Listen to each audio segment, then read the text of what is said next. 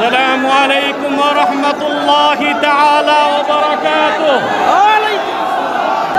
আপনারা যদি শান্ত হন, আমি কিছু কথা বলতে চাই। আজকে নির্যাতিত নিপীড়িত ফিলিস্তিনি মুসলমানদের স্বাধীনতার দাবিতে শত প্রতিবন্ধকতার পরেও আপনারা যে উপস্থিত ঘটিয়েছেন আজকের এই ঢাকা শহরে, যদি কোনো বাধা না আসতো তাহলে সরোয়ারদের মতো 10টা উদ্যানেও মানুষ জায়গা দেওয়া যেত না। আমি সুস্পষ্টভাবে বাংলাদেশের বর্তমান সরকারকে দাবি জানাচ্ছি, কোনো পরোয়া করবেন না, ময়দান আমাদের হাতে। কথা বলতে দেন।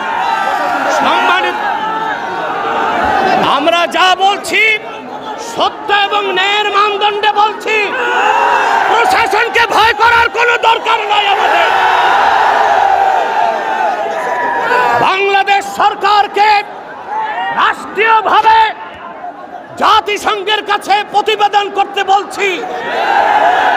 57টি মুসলিম রাষ্ট্র থেকে বাইতুল মুকাদ্দাসের ইজ্জত রক্ষায় মুসলিম সেনাবাহিনীর সদস্যদেরকে পাঠাতে হবে। বাংলাদেশ থেকে লক্ষ লক্ষ মুসলমান ফিলিস্তিনের স্বাধীনতা উদ্ধারে ইসরায়েলের 20 দাঁত ভেঙে দিতে যেতে প্রস্তুত আছে। ইসরায়েলের দোসর হচ্ছে পার্শ্ববর্তী হিন্দুস্তান। ইসরায়েলের চিরবন্ধু হিন্দুস্তানের সাথে বাংলাদেশের কোনো ব্যবসায়িক চুক্তি হতে পারবে না, কোনো রাজনৈতিক চুক্তি হবে না।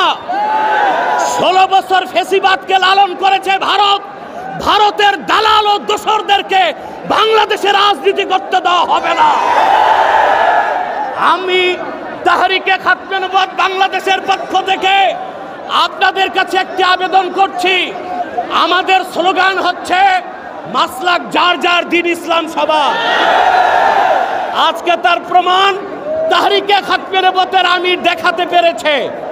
সম্মানিত সুধী, আমি একটি আহ্বান করছি, কুখ্যাত কাফের কাদিয়ানীদেরকে রাষ্ট্রীয়ভাবে অমুসলিম ঘোষণার দাবিতে সকল মাসলাকের মুসলমানের নেতৃত্বে তাহরিক সরওয়ার দিতে বাংলাদেশের ইতিহাসে বৃহত্তম মহাসমাবেশ করতে চায়।